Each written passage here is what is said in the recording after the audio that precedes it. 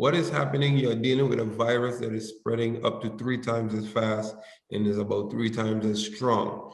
I think many persons took, and it's understandable, it's human behavior. You go through a first wave of COVID, we all were scared, nobody knew what it was, and you survived it. St. Martin came down as low as 10 cases.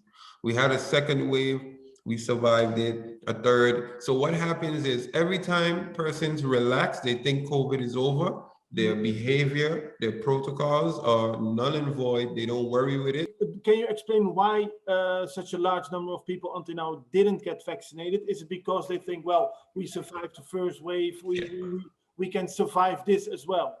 Yes, what happened was this, and this is what I always tell people when they compare us to Aruba and Curacao with their vaccination rate. When the vaccines came out for the 3 countries, well, the 4, because the Netherlands included, but let's put the 3. Yeah.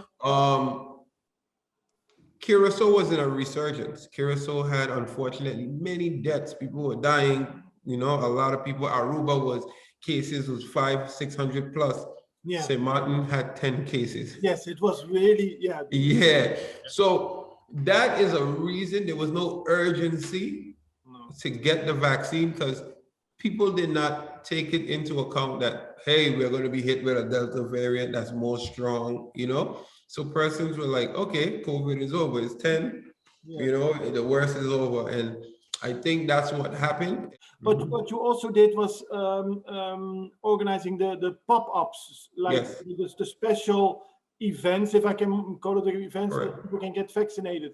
If you look back, was it a success until now? And are you going to do more of these pop-ups? Yes, that is actually what I'm working on with this resurgence. We are going to do more pop-ups. So what happened is, these were some of the stuff that was planned, I would say, even before me taking the seat, because Minister Panafleck was there before me.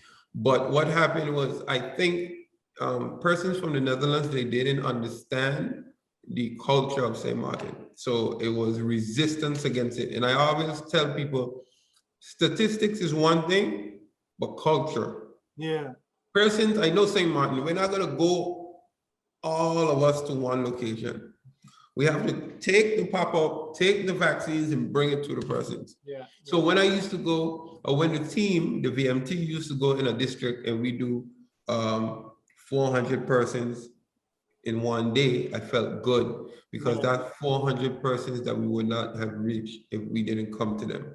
And yes, our vaccination rate is slow. We average 50 a day now, but it don't bother me. You know why? As long as I don't see 0, that's what, right? Because every day is 50 more people that wasn't vaccinated. That's how I look at it. One of the biggest problems to fight the COVID crisis is the lack of money on Curacao. Is that also a problem in St. Martin? Indeed, because the Minister of Finance stated this today. He said, look, these are stuff that we didn't budget for. Now we have to budget for isolation room. Now we have to budget for more nurses. Now we have to budget. We were talking to the hospitals today where they need to get more material, where we need to find machines at the cheaper, when I say a cheaper, a feasible rate, a feasible price. So all of these things, when you just start to get your head above the water, tourists is coming to the island, you're starting to be more, independent. Here comes the 4th wave, and this wave is something like we never seen before. No, so the situation is difficult, but until now it's manageable.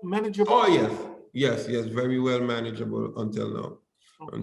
And that's why we just keep planning ahead and prepare for the worst. But up until now, we have managed very good. And the only, like I stated, we requested that the assistance of the nurses can be extended for the same amount of nurse.